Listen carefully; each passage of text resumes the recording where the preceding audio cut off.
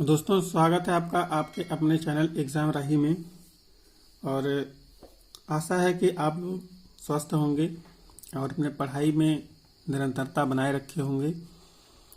आज हम इतिहास का चैप्टर नंबर 12 पढ़ेंगे, जो क्लास 6 की पुस्तक है, जिसका शीर्षक है इमारतें, चित्र तथा किताबें। अर्थात हम कह सकते हैं कि इसमें हमें कुछ स्थापत्य के बारे में जानकारियां मिलेंगी।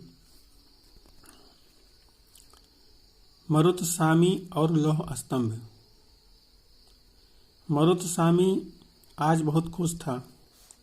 पहिएदार कुर्सी में बिठाकर उसका भाई उसे कुतुब मीनार दिखाता हुआ प्रसिद्ध लौह स्तंभ के सामने ले आया।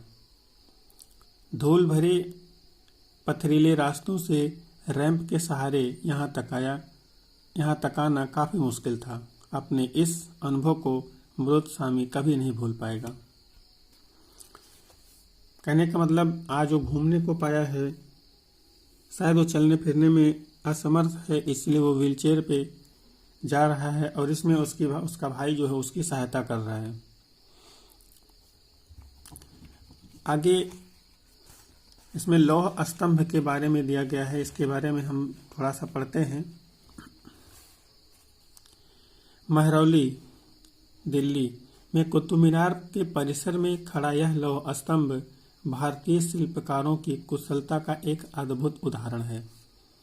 इसकी ऊंचाई 7.2 मीटर और वजन 3 टन से भी ज्यादा है। इसका निर्माण लगभग 1500 साल पहले हुआ। इसके बनने के समय की जानकारी हमें इस पर खुदे अभिलेख से मिलती है।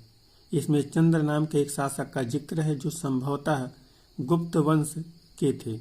आश्चर्य की बात यह है कि इतने वर्षों के बाद भी इसमें जंग नहीं लगा है। अब जो लौह स्तंभ है ये दिल्ली में स्थित है। दिल्ली में एक महरौली स्थान है, वहाँ पे स्थित है, और जो कुतुब मीनार है उसी के पास में खड़ा हुआ है। ये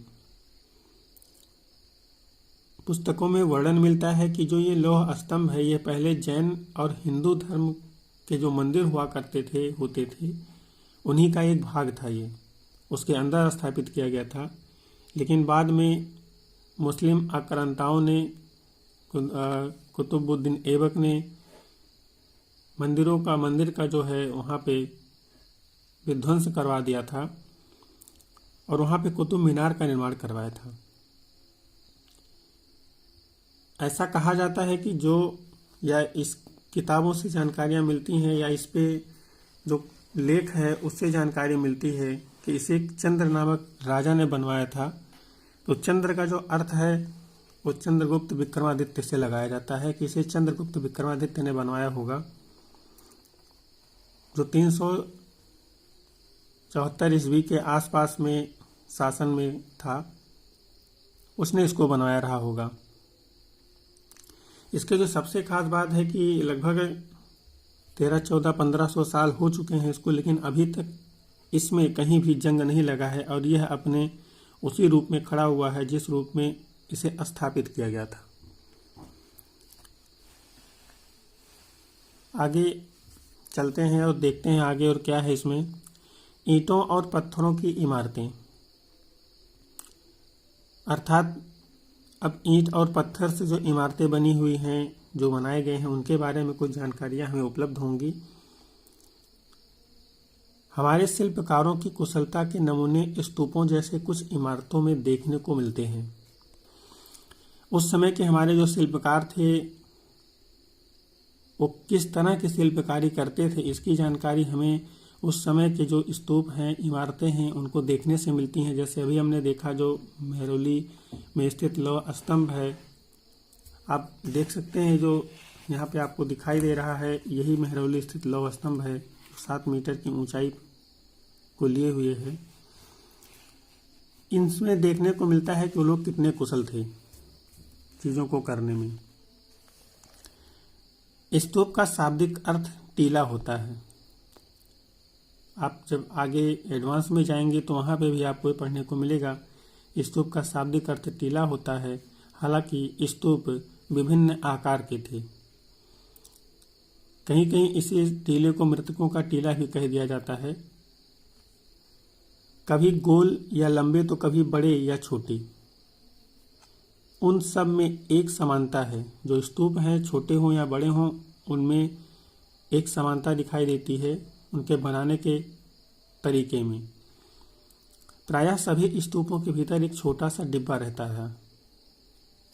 इन डिब्बों में बुद्ध या उनके अनुयायियों के अवशेष जैसे दांत, हड्डी या राख या उनके द्वारा प्रयुक्त कोई चीज या कोई कीमती पत्थर अथवा सिक्के रखे रहते हैं। कह सकते हैं कि जो स्तूप हैं, अगर आपसे कोई पूछा जाता है स्तूप किस धर्म से या किस भिक्षु से संबंधित है, तो आप उसमें को आपको कहना पड़ेगा बुद्ध से संबंधित है और यह बुद्ध के शारीरिक अवशेषों को इसमें रखा गया है या उन्होंने जो सामान अपनी लाइफ में यूज किया था उनको इसमें रखा गया है। तमाम सारे सिक्के इसमें रखे गए हैं। इसे धातु मंजूषा कहते हैं। जो सिक्के रखे हैं उन्हें धातु मंजूषा कहा जाता है। प्रारंभिक स्तूप धातु मंजूषा के ऊपर रखा मिट्टी का टीला होता था। बाद में टीले को ईंटों से ढक दिया गया और बाद के काल में उस गुंबदनुमा ढांचे को तरासे हुए पत्थरों से ढक दिया गया। अर्थात कह सकते हैं कि पहले एक चबूतरा बनाया गया होगा छोटा सा, उसमें सामान रखे होंगे जिसे धातु मंजूषा कहा गया और बाद में से ईंटों और पत्थरों से ढका गया, जो धीरे धीरे ढकने के क्रम में स्तूप का आकार ले लिए होंगे। प्रायः स्तूपों के चारों ओर परिक्रमा करने के लिए एक वृत्ताकार पथ बना होता था। गोल गोल एक पथ बना होता था जिसे प्रदक्षिणा पथ कहा जाता था। इस रास्ते को रेलिंग से घेर दिया जाता था जिसे वेदिका कहते हैं। वेदिका में प्रवेश द्वार बने होते थे। रेलिंग तथा तोरण प्रायः मूर्तिकला की सुंदर कलाकृतियों से सजे होते थे। अब आपके लिए यहाँ पे जो काम की चीज़ है वो ये है कि जो स्तूप थे उनके चारों ओर गोल गोल पथ बनाए जाते थे। जैसे आज भी आप देखते होंगे मंदिरों में परिक्रमा लोग करने जाते हैं तो मंदिर के किनारे किनारे ही बने होते हैं गोल, उसके जैसा ही मंदिर होगा उसके किनारे ही गोल गोल में बना होता है, उसमें परिक्रमा किया जाता है। या जहाँ नहीं बना होता वहाँ भी अगर लोग मंदिर के परिक्रमा करते हैं तो उसके किनारे किनारे घूमते हैं। तो इन स्तूपों के किनारे किनारे गोल गोल वृत्ताकार पथ बना होता था। इसी को प्रदक्षिणा पथ कहा जाता था। यह परिक्रमा किया जाता था इस पथ पे चल करके। जो परिक्रमा मार्ग होता था उसको रेलिंग बनाया जाता था। आप देखते होंगे कि आज भी सड़कों के किनारे बीच में डिवाइडर होते हैं इस तरह से सीधी लाइन में, इन्हें डिवाइडर कहा जाता था, रेलिंग कहा जाता है। रेलिंग इसलिए कर दिया जाता था क्योंकि ये थोड़ी सी ऊंचाई पे होते हैं तो कोई गिरे ना और ये निश्चित हो कि यही परिक्रमा मार्ग है। तो ये जो रेलिंग होता था इसी को वेदिका कहा जाता था। जो पथ के किनारे किनारे एक निश्चित ऊंचाई तक की जो रेलिंग खड़ी की जाती थी उसी को वेदिका कहा जाता था। वेदिका में प्रवेश द्वार बने होते थे। अब चूंकि अगर चारों तरफ रेलिंग कर दिया जाएगा तो लोग वहां से घुसेंगे कैसे, तो इसके लिए एक जगह उसको खोला जाता था। जैसे जहां खोला जाता था जो द्वार होते थे उन्हें ही तोरण कहा जाता था और इन पे बहुत ही अच्छी नक्काशियां की जाती थी। सुंदर कलाकृतियों से इनको सजाया जाता था। मानचित्र 7 में अमरावती ढूंढो। मैं आपको मानचित्र 7 में अमरावती को दिखाता हूँ। पहले ये मैं आपको लेके आया हूँ मानचित्र 7 में, जो कि उसने बोला था और उसने कहा था आप अमरावती को ढूंढिए। तो आपको अमरावती देखिए कि यहाँ पे अमरावती है, ठीक है। अब आपको इसे याद रखना चाहिए कि अमरावती कहाँ पे है और आपको इसे जानना चाहिए, आपको इसे ढूंढना चाहिए कि ये इस समय वर्तमान में किस राज्य में पड़ेगा। आपको इसे सर्च करना चाहिए, आप इसको जरूर सर्च करें। अमरावती को ढूंढो। यहाँ का भी एक भव्य स्तूप हुआ करता था। लगभग 2000 साल पहले इस स्तूप को सजाने के लिए शिलाओं पर चित्र उकेरे गए। कहने का अर्थ है जो स्तूप है उनको सजाया गया चित्रों के माध्यम से, शिलाओं पे उकेरा गया चित्रों को और इन्हें सजाया गया। कई बार पहाड़ियों को काटकर बनावटी गुफाएं बनाई जाती थीं। पहाड़ियों में गुफाओं को बनाना आसान होता है, हालांकि उनको काटना आसान नहीं होता है, लेकिन जब इस तरह की गुफाएं पहाड़ियों में बनती हैं तो वो काफ़ी लंबे समय तक चलती हैं और वो जल्दी टूटती नहीं हैं। इस तरह की कई गुफाओं को मूर्तियों तथा चित्रों से सजाया जाता है। आपको याद हो, हड़प्पा काल की भी कुछ गुफाएं मिली थीं, उनमें भी चित्रों से सजाया गया है और उन चित्रों को देख करके कई सारे अंदाजे लगाए जाते हैं। उस पर तमाम जानवर के चित्र अंकित थे। ऐसे ही इस समय भी जो यहाँ पे गुफाएं बनाई जा रही हैं उनमें भी चित्रकारी की जा रही है। इस काल में कुछ आरंभिक हिंदू मंदिरों का भी निर्माण किया गया। इन मंदिरों में विष्णु, शिव तथा दुर्गा जैसे देवी देवताओं की पूजा होती थी। मंदिरों का सबसे महत्वपूर्ण भाग गर्भगृह होता था, जहां मुख्य देवी या देवता की मूर्ति को रखा जाता था। इसी स्थान पर पुरोहित धार्मिक अनुष्ठान करते थे और भक्त पूजा करते थे। आप यहाँ पे देखिए, और आपको याद रखना चाहिए, गर्भगृह आपसे एग्जाम में पूछा जाता है, ये कई बार पूछा गया है। गर्भगृह किस धर्म का मुख्य भाग होता है, या किस धर्म में गर्भगृह पाया जाता है, या किस धर्म के स्थापत्य में गर्भगृह पाया जाता है। तो यहाँ पे आपको याद रखना चाहिए, हिंदू मंदिरों का जो सबसे बड़ी विशेषता है वो गर्भगृह होती है। यहाँ पे कोई भी मंदिर ऐसा नहीं होगा जिसमें गर्भगृह ना हो। गर्भगृह वही स्थान होता है जहाँ पे जिस भी देवी या देवता को मंदिर समर्पित होता है उनकी मूर्ति को वहाँ पे रखा जाता है, और वहाँ पे किसी भी व्यक्ति को जाने की अनुमति नहीं होती है। वहाँ सिर्फ उस मंदिर का जो पुजारी होगा वही जाता है और वही उस स्थान की देखभाल करता है। लोग देवी देवताओं, जो भी वहाँ पे देवी देवता होते हैं, उनकी दूर से ही देख करके उनको आगे चले जाते हैं मंदिर के और भाग को देखने के लिए। उनको दूर से उन्हें देखना होता है। पुरोहित यहाँ पे अनुष्ठान करते हैं, पूजा करते हैं।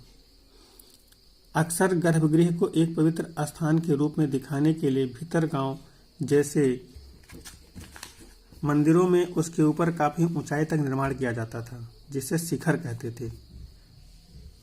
अब मंदिर के ऊपर आपने देखा होगा कि मंदिरों के ऊपर गोल गोल गुंबदनुमा बनता है, उसे ही शिखर कहा जाता है। आपको इसे याद रखना चाहिए कि शिखर क्या होता है। तो मंदिर के ऊपर जो गोल गुंबदनुमा होता है उसे ही शिखर कहा जाता है, या मंदिर का सबसे ऊपरी हिस्सा जो होता है उसे शिखर कहा जाता है।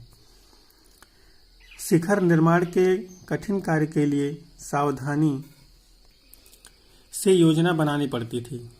अधिकतर मंदिरों में मंडप नाम की एक जगह होती थी। यह एक सभागार होता था जहां लोग इकट्ठा होते थे। आज भी आप लोग देखिए, आज के संदर्भ में मैंने आपको ये चीज़ अपने पिछले वीडियोस में कई बार बोला है कि आप इतिहास को जब पढ़िए तो जहाँ पे आपको ना समझ में आए उसको आप वर्तमान संदर्भ से रिलेट कर दीजिए। जैसे ही आप वर्तमान संदर्भ से रिलेट करेंगे आपको आपके प्रश्न का उत्तर मिल जाएगा। अब अगर आपको नहीं समझ में आ रहा मंडप क्या होता है, उस समय मंडप क्या होते रहेंगे, तो आप आज के समय में मंदिरों में देखिए, जो बड़ी मंदिरें होती हैं, बहुत छोटे मंदिर की बात नहीं कर रहे हैं, हालांकि वहाँ पे भी छोटा सा स्थान होता है, चाहे 2 ही लोगों के बैठने की जगह हो। एक जगह होता है जहाँ पे काफ़ी सारे लोग बैठ सकते हैं, आराम कर सकते हैं। जो भी भक्तजन आते हैं वहाँ पे उनके रुकने की व्यवस्था होती है। रुकने की व्यवस्था मतलब वहाँ सोने के लिए नहीं, मतलब वहाँ पे बैठ करके कुछ देर अपनी भक्ति में लीन हो सकते हैं, भगवान की भक्ति में। तो इसे ही सभागार नाम दिया गया, लेकिन इसका जो मूल नाम था, जो जिसे हमें याद रखना है, वो मंडप होता था। इस सभागार को मंडप कहा जाता था। मानचित्र 7 में महाबलीपुरम और ऐहोल को ढूंढो। आइए हम महाबलीपुरम और ऐहोल को पहले देखते हैं। ये यहाँ पे आप देखिए, ये महाबलीपुरम है। इस पॉइंट पे आप देखिए, ये महाबलीपुरम का है, और इसके ऊपर इस साइड में आप देखेंगे तो यहाँ पे ऐहोल है। एक पूर्वी तट पे है, एक पश्चिमी तट के साइड पे है। पश्चिमी तट पे नहीं है, पश्चिमी तट की साइड पे है। एक पूर्वी तट के साइड पे है। एक यहाँ पे ऐहोल है। इसे आप अपने मैप में दर्शाइए और उसको याद रखिए। और यहाँ पे महाबलीपुरम है। इन शहरों में पत्थरों से बने कुछ उत्कृष्ट मंदिर हैं। उनमें से कुछ यहाँ दिखाए गए हैं। अब मैं आपको यहाँ पे ऐहोल और महाबलीपुरम के जो मंदिर हैं और यहाँ पे जो दिखाए गए हैं उनको दिखाता हूँ।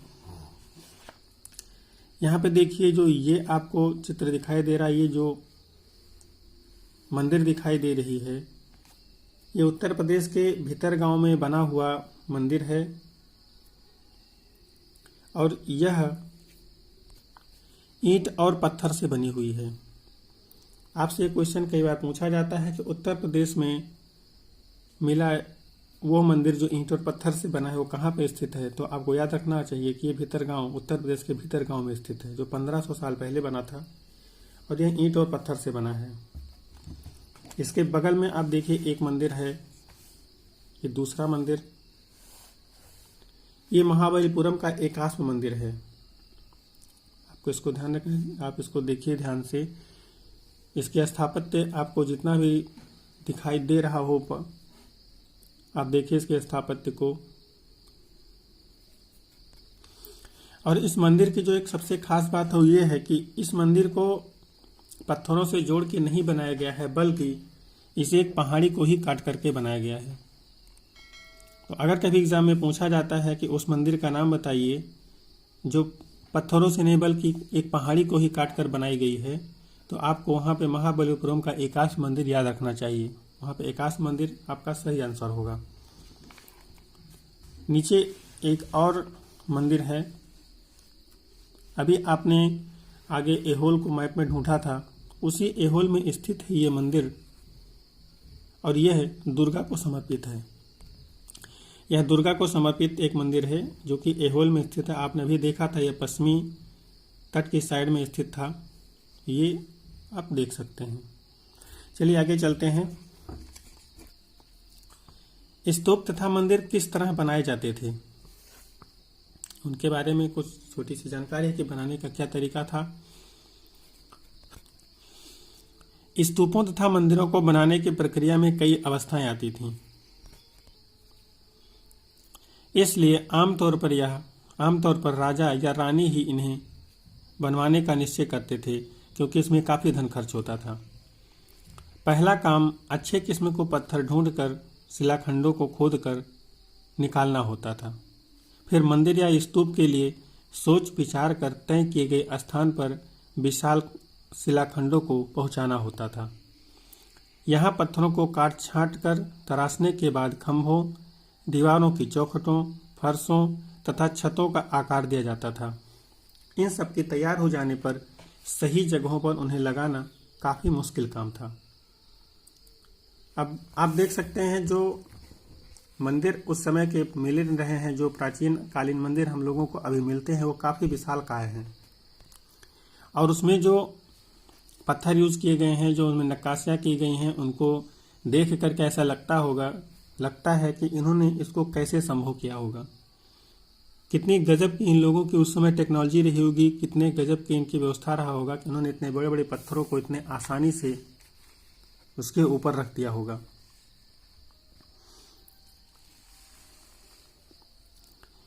इस तरह के शानदार ढांचों का निर्माण करने वाले शिल्पकारों को सारा खर्च संभवतः राजा रानी ही देते थे।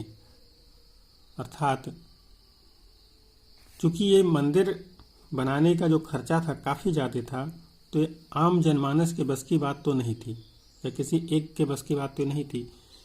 तो राजा ही ऐसा व्यक्तित्व हो सकता था जो इसका खर्च वहन करता रहा होगा। इसके अतिरिक्त इन स्तूपों या मंदिरों में आने वाले भक्त जो उपहार अपने साथ लाते थे, उनसे इमारत की सजावट की जाती थी। जैसे हाथी दांत का काम करने वाले श्रमिकों ने संघ ने सांची के एक अलंकृत प्रवेश द्वार तोरण को बनाने का खर्च दिया था। अभी आपने पीछे पढ़ा था तोरण कि तोरण पे बहुत अच्छी नक्काशी होती थी। यह कलाकृति का एक अद्भुत नमूना है।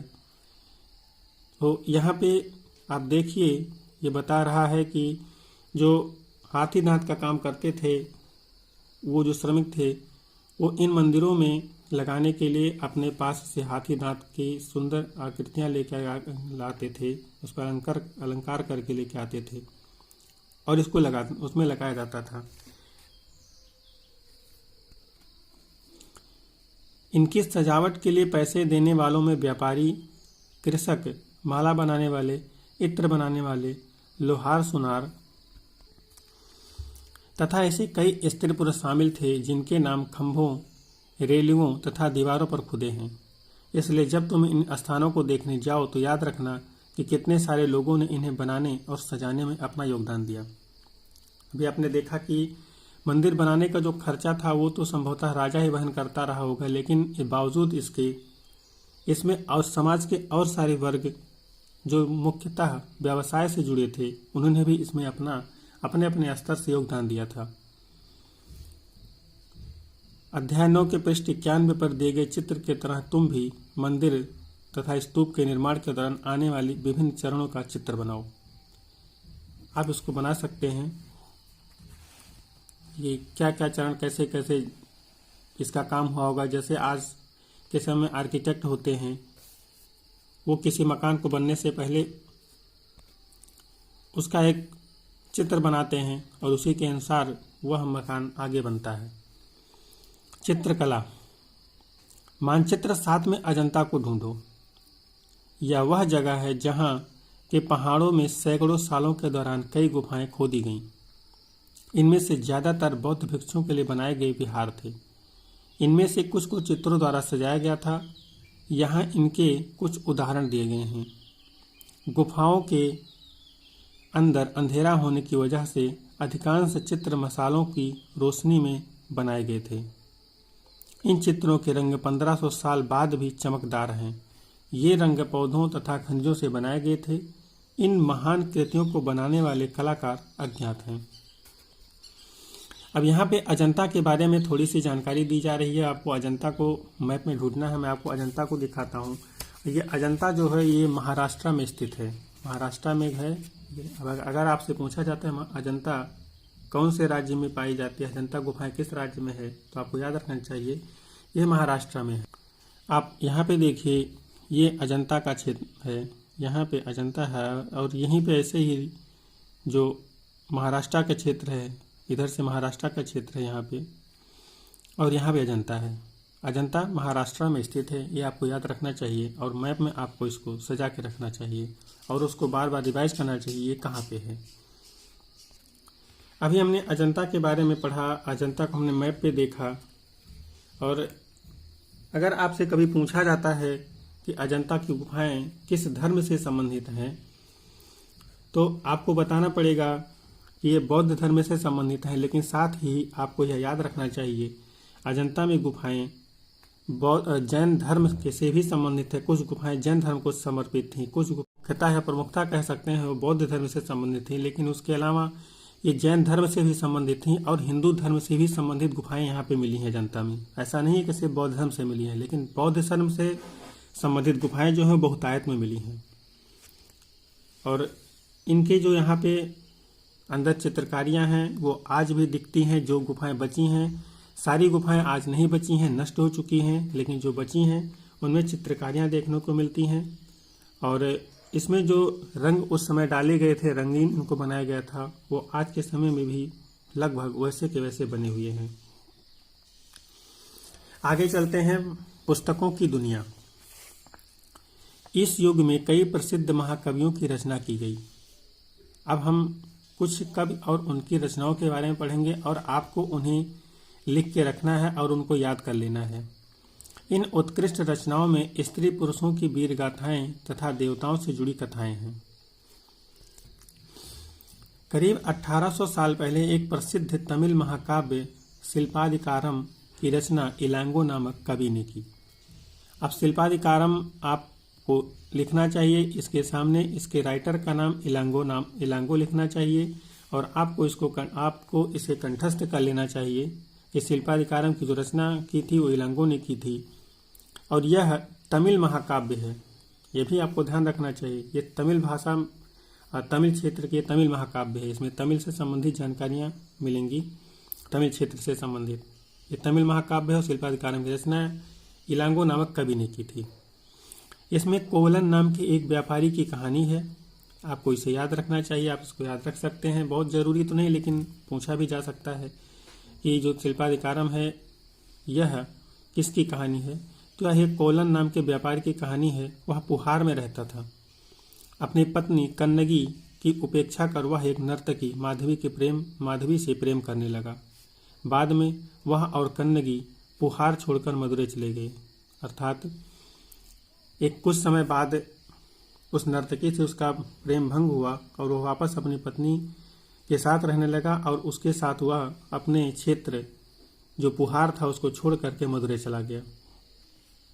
वहां पांड्य राजा के दरबारी जौहरी ने कोलन पर झूठा आरोप लगाया, जिस पर राजा ने उसे प्राणदंड दे दिया। कन्नगी जो अभी भी उससे प्रेम करती थी, इस अन्याय के कारण दुख और रोष से भर गई। उसने मदुरै शहर का विनाश कर डाला। आप कह सकते हैं कि उसके ऊपर चोरी का इल्जाम लगता है और राजा उसे प्राणदंड दे देता है, लेकिन उसकी जो पत्नी है उससे प्रेम करती है अभी भी, और इस दुख से इतना परेशान हो जाती है कि वह अकेले ही उस पांड्य राज्य का जो वहाँ का शहर था उसका विनाश कर देती है। आगे हम लोग चलते हैं। यहाँ पे शिल्पाधिकारम से लिया गया एक छोटा सा वर्णन है जो कुछ खास नहीं है, वही जो उसका रोष है वो यहाँ पे दिखाया गया है। एक और तमिल महाकाव्य मणिमेखलई को करीब 1400 साल पहले सत्यनार द्वारा लिखा गया। अब यहाँ पे आपको मणिमेखलई को याद रखना है। मणिमेखलई किसने लिखा? तो ये भी तमिल काव्य है और इसे सत्यनार ने लिखा था। आप लोग याद करिए, मणिमेखलई की रचना सत्यनार ने किया और यह तमिल महाकाव्य है। इसमें कोवलन तथा माधवी की बेटी की कहानी है। ये रचनाएं कई सदियों पहले ही खो गई थीं। उनकी पांडुलिपियां दोबारा लगभग 100 साल पहले मिली। अन्य लेखक जैसे कालिदास संस्कृत में लिखते थे। आपने देखा था पीछे, कालिदास के बारे में पढ़ा था। आपको याद करना चाहिए कि किसके दरबारी कवि थे ये। अगर आप इसको याद कर पा रहे हैं तो आप पीछे से बहुत ही अच्छे तरीके से पढ़ते आ रहे हैं। अगर आप नहीं याद कर पा रहे हैं तो आपको उसको याद रखना चाहिए और याद करना चाहिए। साथ ही आप जा करके आपका नोट्स वापस देखना चाहिए। जब आप थोड़ा सा एफर्ट अपनी तरफ से लगाएंगे तो आपको जल्दी याद हो जाएगा और फिर जल्दी नहीं भूलेगा। यहाँ पे एक मेघदूत के एक श्लोक के बारे में दिया गया है। तो मेघदूत का जो श्लोक है वो हमारे लिए इम्पोर्टेंट नहीं है। इम्पोर्टेंट ये है कि मेघदूत की रचना किसने किया था। तो मेघदूत की रचना जो किया था वो कालिदास ने ही किया था। इसमें एक विरही प्रेमी है अर्थात बिछड़ा हुआ प्रेमी है। यह अपने प्रेमिका के पास अपना एक संदेश पहुंचाना चाहता है, जिसमें वो बादलों को अपना संदेश वाहक बनाने की कल्पना कर रहा है। इसी के बारे में यहाँ पे बताया जा रहा है। देखो इसमें किस तरह कवि ने बादलों को उत्तर की ओर ले जाती ठंडी हवा का वर्णन किया है। तुम्हारे बौछारों से मुलायम हो उठी मिट्टी की भुनी खुशबू से भरे हाथियों की सांस में बसी जंगली कूलर को पकाने वाली शीतल बयार तुम्हारे साथ धीरे धीरे बहेगी। ये उसका एक श्लोक है। आगे चलते हैं हम लोग पुरानी कहानियों का संकलन तथा संरक्षण। पुरानी कहानियों का जो पुरानी किताबें हैं, कहानियां हैं, उनका संरक्षण कैसे हुआ, संकलन कैसे हुआ, इसके बारे में हम लोग जानकारी लेते हैं। हिंदू धर्म से जुड़ी कई कहानियां जो आज बहुत पहले से प्रचलित थीं, इसी काल में लिखी गईं। इसमें पुराण भी शामिल हैं। पुराण का शाब्दिक अर्थ है प्राचीन या पुराण। पुराण मतलब वही शाब्दिक अर्थ प्राचीन है। पुराणों में विष्णु, शिव, दुर्गा तथा पार्वती जैसे देवी देवताओं से जुड़ी कहानियां हैं। इनमें इन देवी देवताओं की पूजा की विधियां दी गई हैं। इसके अतिरिक्त इसमें संसार की सृष्टि तथा राजाओं के बारे में भी जानकारियां हैं या कहानियां हैं। अर्थात जो पुराण है वो प्राचीन ग्रंथ हैं, जिनमें देवी देवताओं के बारे में वर्णन है, राजाओं के बारे में वर्णन है, राजाओं की कहानियां इसमें दी गई हैं तथा इस सृष्टि के रचयिता, सृष्टि की कहानी का, इसमें तमाम सृष्टि के कहानियों का वर्णन किया गया है। अधिकतर पुराण सरल श्लोक में लिखे गए हैं, जिससे सब उन्हें सुन और समझ सकें। स्त्रियां तथा शूद्र जिन्हें वेद पढ़ने की अनुमति नहीं थी, वे भी इसे सुन सकते थे। अर्थात स्त्री और शूद्रों को वेद पढ़ने की अनुमति तो नहीं थी, लेकिन वो पुराण जो था उसे सुन सकते थे। यहाँ तक कि स्त्री और शूद्र जो थे उन्हें पुराणों को जो वेद थे उन्हें सुनने की अनुमति नहीं होती थी, लेकिन जो पुराण थे वो इन्हें सुन सकते थे। पुराणों का पाठ पुजारी मंदिरों में किया करते थे, जिसे लोग सुनने आते थे। दो संस्कृत महाकाव्य महाभारत और रामायण लंबे अरसे से लोकप्रिय रहे। तुम में से भी कुछ बच्चे इन कहानियों से परिचित होंगे। महाभारत कौरवों और पांडवों के बीच युद्ध की कहानी है। इस युद्ध का उद्देश्य पुरु वंश की राजधानी हस्तिनापुर की गद्दी प्राप्त करना था। यह कहानी तो बहुत ही पुरानी है, पर आज इसे हम जिस रूप में जानते हैं वह करीब 1500 साल पहले लिखी गई। माना जाता है कि पुराणों और महाभारत दोनों को ही व्यास नाम के ऋषि ने संकलित किया था। महाभारत में भगवद गीता भी है, जिसके बारे में अध्याय 10 में पढ़ा गया।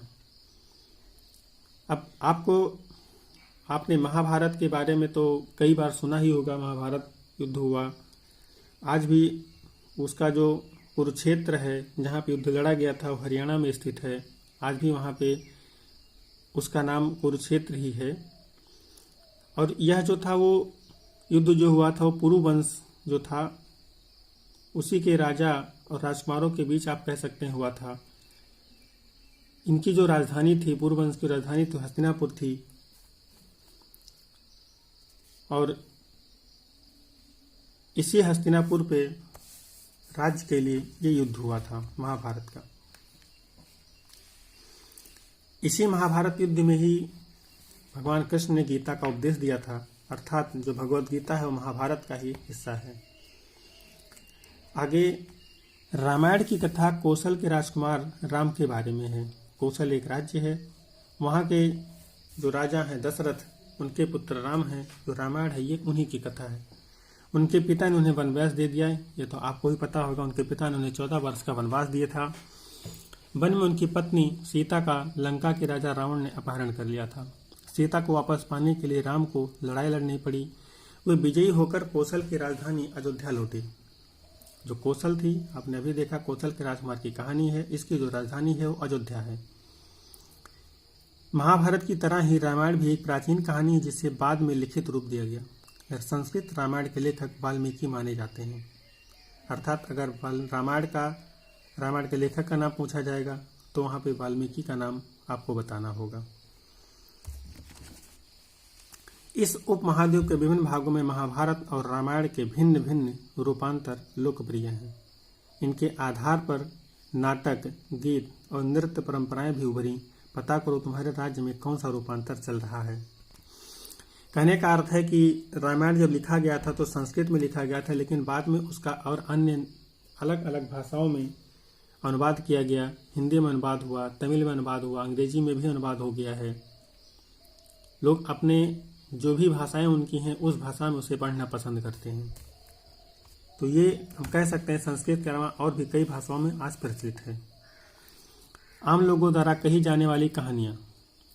आम लोग भी कहानियाँ कहते थे, कविताओं और गीतों की रचना करते थे। हम लोगों ने भी, आपने भी बचपन में अपने दादा दादी से कहानियाँ सुनी होंगी। ये आम लोगों की ही कहानियाँ थी, ये लोग सुनाते थे। गाने गाते थे, नाचते थे और नाटकों को खेलते थे। इनमें से कुछ तो इस समय के आसपास जातक और पंचतंत्र की कहानी के रूप में लिखकर सुरक्षित कर ली गई। जातक कथाएं तो अक्सर स्तूपों की रेलिंगों तथा अजंता के चित्रों में दर्शाई जाती थी। इनमें से एक कहानी आगे पृष्ठ पर दी गई है। आगे हम कहानी को देखेंगे, और उसके पहले अभी आपने देखा जो जनमानस है, जो साधारण जन है, वो भी कहानियों की रचना करता है। कहानियों अपने बच्चों को सुनाता है, उसका मंचन करता है, नाटक करता है और उससे अपना एंटरटेनमेंट करता है। यहाँ पे एक बंदर की कहानी दी गई है, जिसको हम लोग पढ़ लेते हैं। एक समय बंदरों का एक महान राजा हुआ। वह हिमालय पर गंगा के किनारे अपने 80,000 अनुयायियों के साथ रहता था। अनुयायी मतलब जो उसे फॉलो करते थे। इन सारे बंदरों को एक साथ एक खास आम के पेड़ के फल बहुत प्रिय थे। ये आम बड़े मीठे थे। इतने स्वादिष्ट आम धरातल पर नहीं उगते थे। एक दिन एक पका हुआ आम गंगा नदी में गिरकर बहते बहते वाराणसी पहुंच गया। उस वक्त नदी में वहां का राजा नहा रहा था उसे वह आम मिला। उसे चक्कर वह हैरान रह गया। उसने अपने राज्य के जंगलों की देखभाल करने वालों से पूछा कि क्या वे इस आम के पेड़ को ढूंढ सकते हैं या नहीं। वे राजा को हिमालय की पहाड़ी पर ले गए, अर्थात जो उसके जंगलों के देखभाल करने वाले थे वो राजा को पहाड़ी पर लेके चले गए। वहां पहुंचकर राजा तथा उसके दरबारियों ने खूब आम खाए। रात में राजा ने देखा कि बंदर भी पके आमों का मजा ले रहे हैं। राजा को यह बात बुरी लगी और उसने उसे मार डालने का फैसला किया। बंदरों के राजा ने अपनी प्रजा को बचाने की एक योजना बनाई। उसने आम के पेड़ की टहनियों को तोड़कर उन्हें आपस में बांधकर नदी पर एक पुल बनाया। इसके एक छोर को वह तब तक पकड़े रहा जब तक उसकी सारी प्रजा ने नदी को पार न कर लिया। पर इस प्रयास में वह इतना थक गया कि मरणासन होकर गिर पड़ा।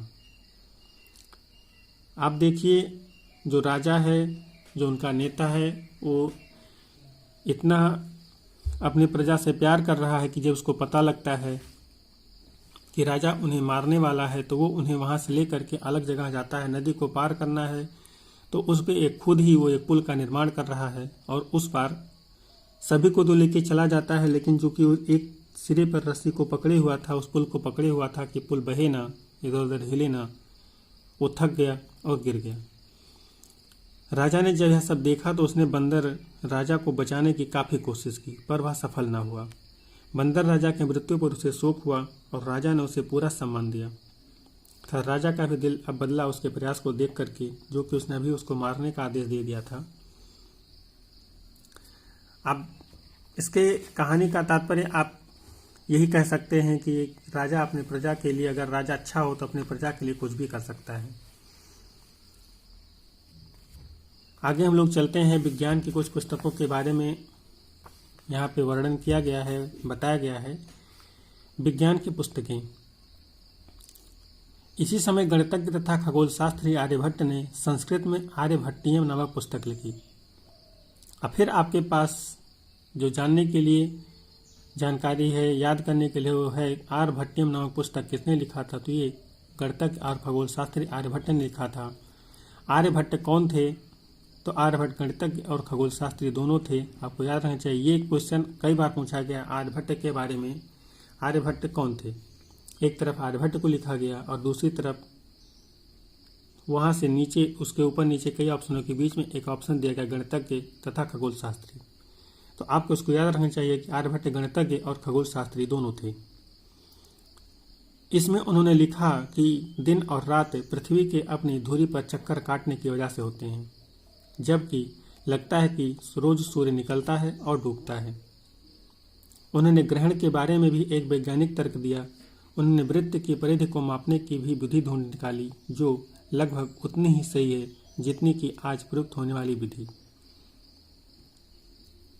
अब यहाँ पे आप देखिए, गणितज्ञ थे, खगोल शास्त्री थे। खगोल शास्त्री के रूप में उन्होंने देखिए रात और दिन के बारे में पता लगाया, ये क्यों होते हैं, और बताया कि जो पृथ्वी है वो अपनी धुरी पे घूमती रहती है, इसी वजह से रात दिन होते हैं। जबकि लोगों को लगता था कि सूर्य रोज निकलता है और डूब जाता है, लेकिन ऐसा नहीं था।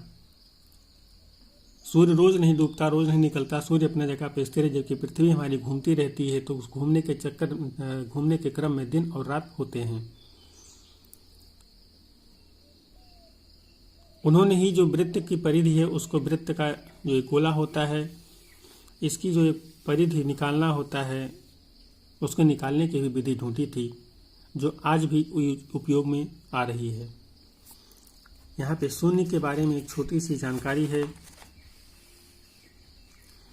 अंकों का प्रयोग पहले से होता रहा था, पर अब भारत के गणितज्ञों ने शून्य के लिए एक नए चिन्ह का आविष्कार किया। अर्थात जब शून्य का खोज नहीं हुआ था, उसके पहले सिर्फ 1 से 9 तक की गिनती हुआ करती थी। भारत के वैज्ञानिकों ने शून्य की खोज की, शून्य को एक चिन्ह दिया। अर्थात आप कह सकते हैं जो शून्य की खोज हुई वो भारत में हुई। भारत ने ही दुनिया को शून्य दिया। गिनती की यह पद्धति अरबों द्वारा अपनाई गई और तब यूरोप में भी फैल गई। आज भी यह पूरी दुनिया में प्रयोग की जाती है।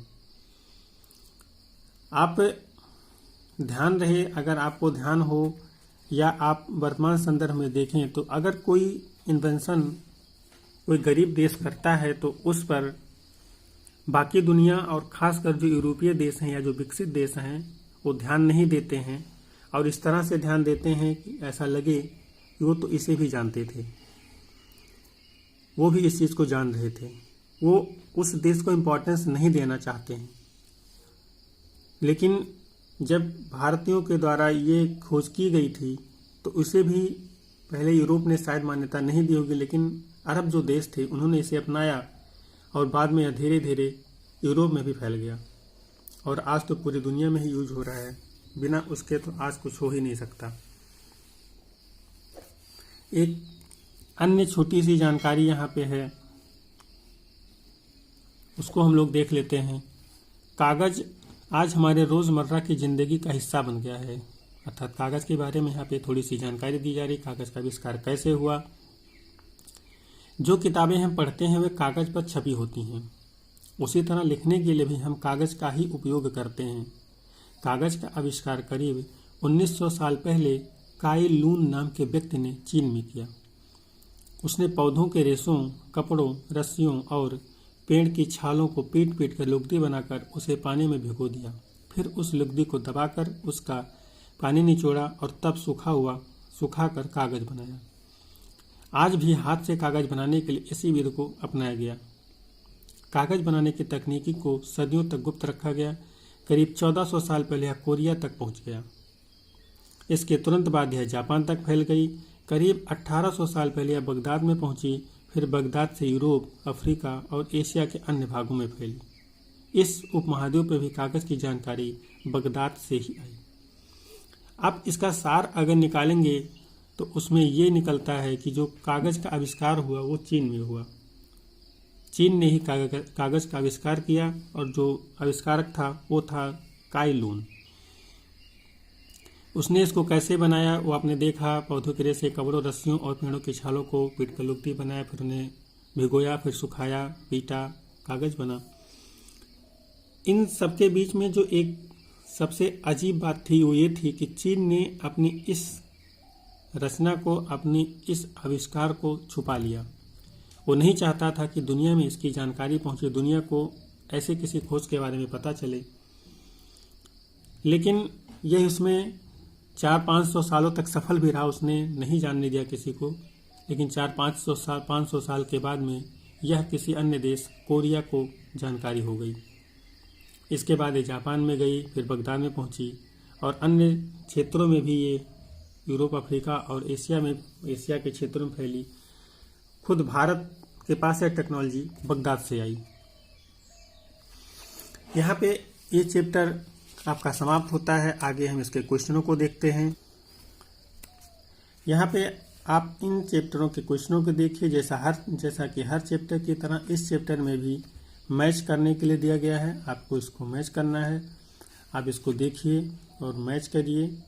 इसमें जो मैच किया गया है आपको इसको नहीं देखना है, आप अलग से अपने कॉपी पे इसको लिखिए दोनों तरफ और फिर मैच करिए और देखिए कि आप सही हैं कि नहीं। फिर यहाँ पे खाली स्थान भरने के लिए दिया गया था। मैंने आपसे वहाँ पे कहा था कि आर्यभट्ट के बारे में पूछा जाता है। यहाँ पर भी इसने पूछा हुआ है। एक बड़े गणितज्ञ थे इस चैप्टर के हिसाब से आर्यभट्ट। फिर बाकी और सारे क्वेश्चन हैं। यहाँ पे नीचे कुछ चर्चा करने के लिए दिया गया है। आपको इसको भी देखना चाहिए, आपको इस पर चिंतन करना चाहिए, मनन करना चाहिए। और यहाँ पर कुछ आओ करके सीखने के लिए दिया गया है। अगर आप कर सकते हैं तो इनको भी करिए, ये आपके दिमाग को डेवलप ही करेगा। जैसा कि मैं हर चैप्टर के एंड में आपको ये बताता हूँ कि आपको इन क्वेश्चनों को करना चाहिए, आपको इन क्वेश्चनों के बारे में लिखना चाहिए। आपको ये नहीं सोचना है कि क्लास 6 है इसमें क्या लिखें हम और लिखने का क्या फ़ायदा और हम क्या लिखें, अभी तो हमको आता है नहीं। ज़्यादा से ज़्यादा लोगों की समस्या यही है कि हम क्या लिखें, हमको तो आता ही नहीं। लेकिन आप जब तक लिखेंगे नहीं आपको आएगा भी नहीं। आपको लगेगा कि हमें सब कुछ आ रहा है, लेकिन जब आप लिखने बैठेंगे तो आपको कोई भी इन्फॉर्मेशन याद नहीं आएगी। एक नियम है दिमाग का कि आप इसको जितना ही शार्प बनाएंगे, जितना ही इसका यूज़ करेंगे, उतना ही ये आपको आउटपुट देगा। सिर्फ इसमें भरते ही जाने से ये आपको आउटपुट कभी नहीं देगा। आउटपुट लेने के लिए आपको इसे यूज़ करना पड़ेगा। और जब आप शुरू में यूज़ करेंगे तो आपको लगेगा कि हमें तो कुछ आता ही नहीं। ये सिर्फ आपके साथ नहीं, ये सबके साथ होता है। शुरुआत में ऐसा ही लगता है कि हमें कुछ नहीं आता, लेकिन जब आप लिखना शुरू करेंगे तो धीरे धीरे आपका जो दिमाग है वो उससे संबंधित इंफॉर्मेशन को, क्वेश्चन को देखते ही निकालना शुरू कर देगा। इसलिए आप लोग इनको लिखिए, ये आपके मेंस में बहुत ही अच्छे से आपकी हेल्प करेंगी। साथ ही जब आप लिखने की प्रैक्टिस करेंगे तो आपको लिखने की प्रैक्टिस के संदर्भ में आपका जो स्पीड है वो मेंटेन रहेगा, आपकी राइटिंग जो है मेंटेन रहेगी।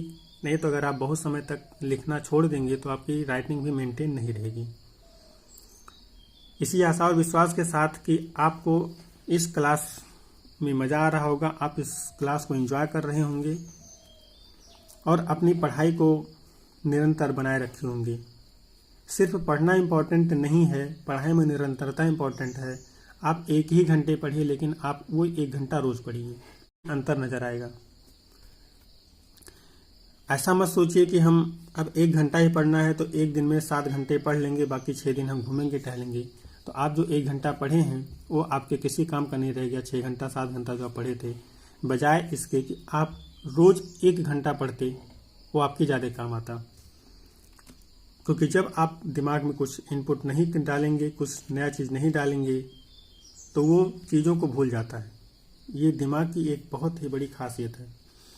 चलिए, इसी के साथ कि आप बातों को मान रहे होंगे और कर रहे होंगे, इस क्लास को यहीं पे एंड करते हैं।